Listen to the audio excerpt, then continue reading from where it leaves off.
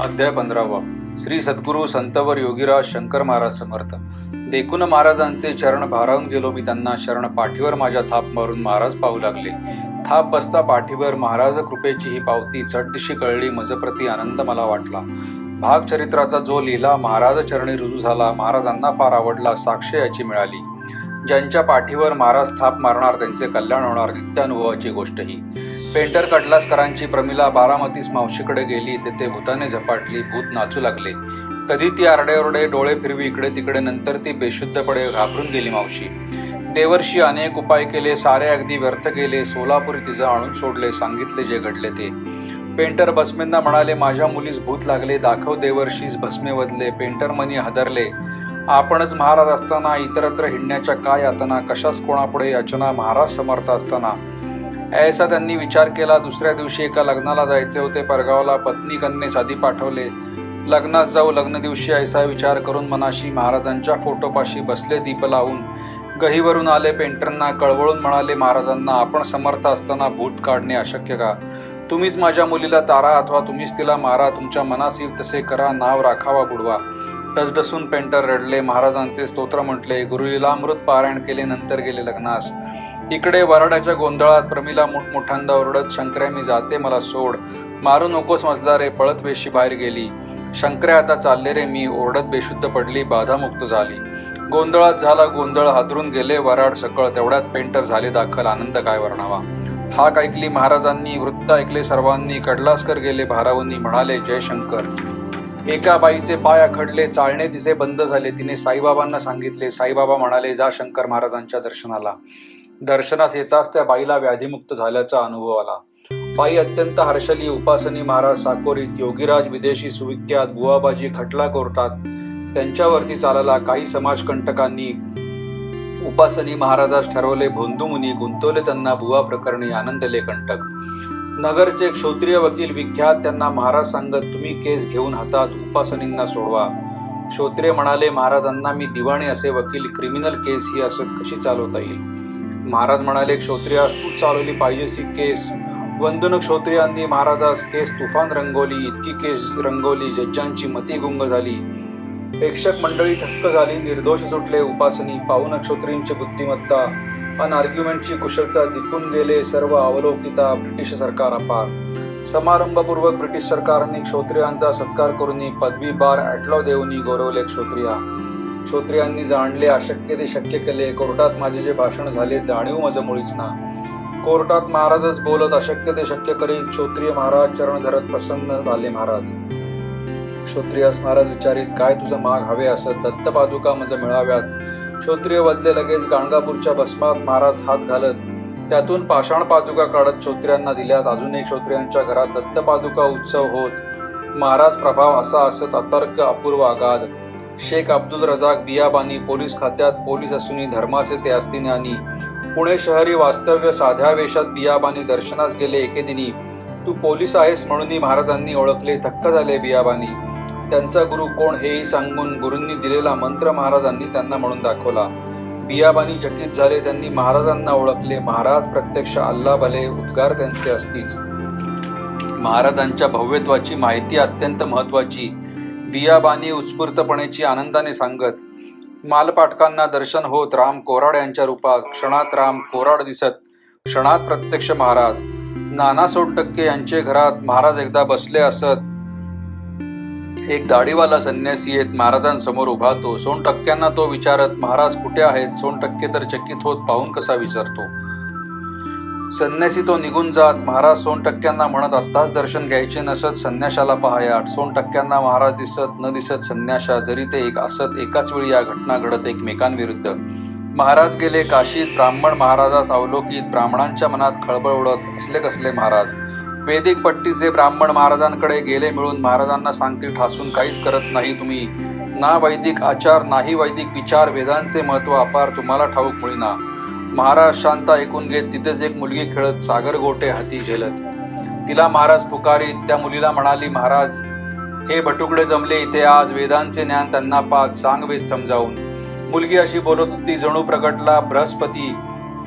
जिभेवर नाते सरस्वती. व्यासच जणू बोलत. व्याख्यान तिचे ऐकून वैदिक सगळे गेले थिजून महाराजांचे चरण धरून शरण गेले तात्काळ. अकलूज शुगर फॅक्टरीत दरवर्षी बॉयलर बिघडत जर्मन कंपनीचा मनुष्य येत नीट करून जात असे. 5-6 दिवसात काम तो पूर्ण करत. रोजचा त्याला पगार असत 1000 रुपयेच. इतर खर्च सर्व वेगळे. दरवर्षी असेच चाललेले. महाराजांनी ते पाहिले. निष्कारण हा खर्च का? महाराज म्हणाले, या वर्षी तर नीट करून देतो हो बॉयलर. घण आणून द्या मज सत्वर. महाराज नीट करता. 3 दिवस 12 नंतर घणाचे घाव घालून बॉयलर दुरुस्त केला. तेव्हापासून तर बॉयलर नाही बिघडला. वाघोडला जेव्हा महाराज जात तेव्हा तिथे सुगंध सुटत. वाघोडला जेव्हा सुगंध येत महाराज तेव्हा जात तिथे. महाराज येणे सुगंध सुटणे यांचा अन्योन्य संबंध असणे लोक ओळखीत पुरतेपणे. महाराज येणे जाणत धनराज गिरजीस पैशाचे कोडे म्हणून आले महाराजांकडे. महाराज पैशाशिवाय घोडे नडे. पैसा द्या हो मज लागी. महाराज धनराजास सांगती, पैशाने समस्या वाढती. नाना प्रश्न पैशानेच उद्भवती. पैसा कारण दुःखाचे. पैशाने सुख शांती समाधान यांचे होत असे हवन. पैशाचा नाद दे सोडून धनराज काही ऐकेना. महाराजांनी धनराजास अगदी पुष्कळ दिला त्रास सोसून पैशाची आस त्याची कमी न झाली. महाराज गेले त्याच्या घरी. बेफाम पडले आजारी. बेडके पडती जमिनीवरती साठवून ठेवण्यास सांगितले. महाराजांनी मोठे घमेले महाराजांच्या बेडक्यास ठेवले. घमेले बेडक्यांनी भरले. महाराज बेडके ओकत. महाराज म्हणाले धनराजास, तुमकी बेडके पिऊन टाक. धनराजांनी न विचार करता सर्व पिऊन टाकले. धनराजास म्हणाले, महाराज आता होशील तू धनराज. आणि खरोखरच ते बनले धनराज. अपार धन ते मिळाले. काशी क्षेत्रातील एक सावकार महाराजांचा भक्त फार. महाराजांच्या कृपेने सुंदर कन्यारत्न त्याला झाले. कन्यारत्न 7 वर्षाचे झाले. महाराजा सावकारला म्हणाले, मुलगी मज देऊन टाक म्हणजे झाले. विवाह लाव माझ्याशी. सावकारही कबूल झाला. महाराज म्हणाले सावकाराला, सांग तशी दवंडी देण्याला. दवंडी पिटवली काशीत. काशी विश्वेश्वराच्या मंदिरात हा विवाह असे होत. प्रचंड जनसमुदाय जमत जो तो कुजबुजू लागला. मुलगी 7 वर्षाची छान. नवरात्र म्हातारा असून कसे आले जमून. हस्ती सारे म्हणून लग्न घटिका भरली. महाराजांनी तिचं वंदन केले आणि तिला आई म्हटले. सावकारास सांगू लागले, या मुलीचे वैधव्य टळत ही पडेल राजघराण्यात. धार संस्थानाची तिचं मागणी येत. राणी झाली संस्थानाची. मुलीचे वैधव्य जाणून स्वतः लग्नास उभे राहून तिच्याशी लग्नही न करून वैधव्य मुलीचे टाळले. वैधव्य तिचे टाळून राजाची राणी बनवून सर्वस्वी केले तिचे कल्याण. लक्षात कोणाच्या येणार. माळीनगरच्या शुगर फॅक्टरीत एकदा महाराज मुद्दाम जात. फॅक्टरीचा बॉयलर पाडत लोक पाहत राहिले. महाराजांनी गैनीनाथांच्या स्वयंपादुका तिथून काढून विधियुक्त त्यांची स्थापना करून फॅक्टरी सुरळीत चालली.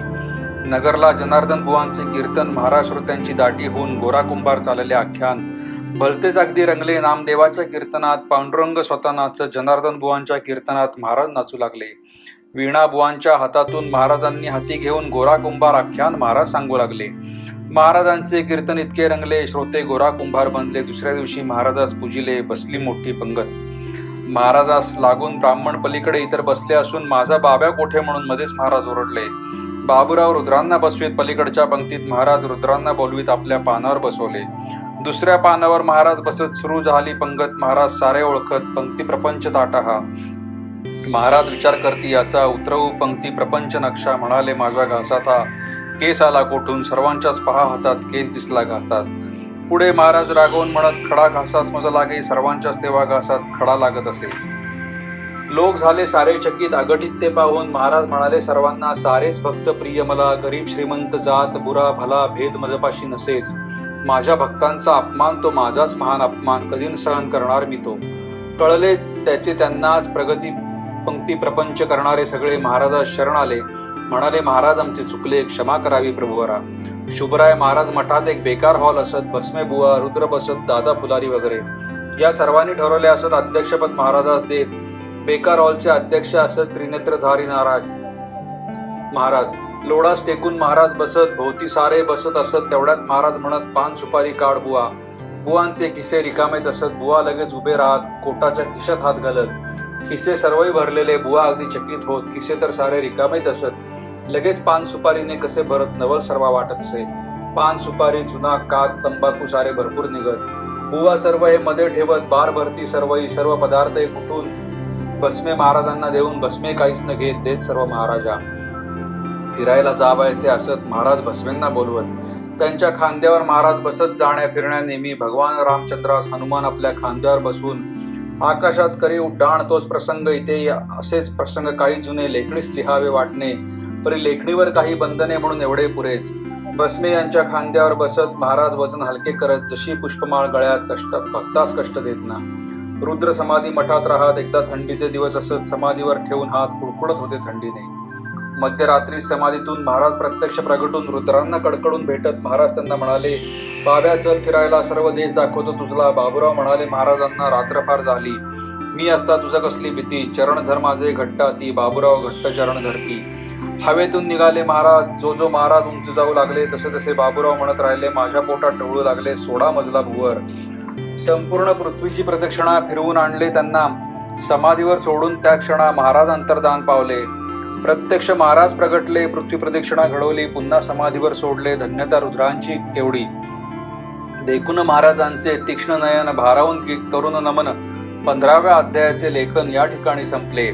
संतवर योगीराज सद्गुरु राजाधिराज श्री शंकर महाराज की जय. ओम नमः शिवाय, ओम नमः शिवाय, ओम नमः शिवाय. शिवहर शंकर नमामि शंकर, शिवशंकर शंभो.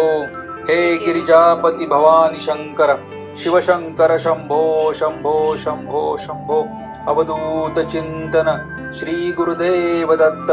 श्री स्वामी समर्थ महाराज की जय.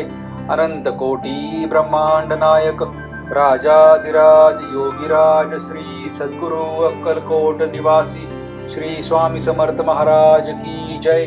अनंत कोटी ब्रह्मांड नायक राजाधिराज योगीराज श्री सद्गुरु शंकर बाबा महाराज की जय. माऊली.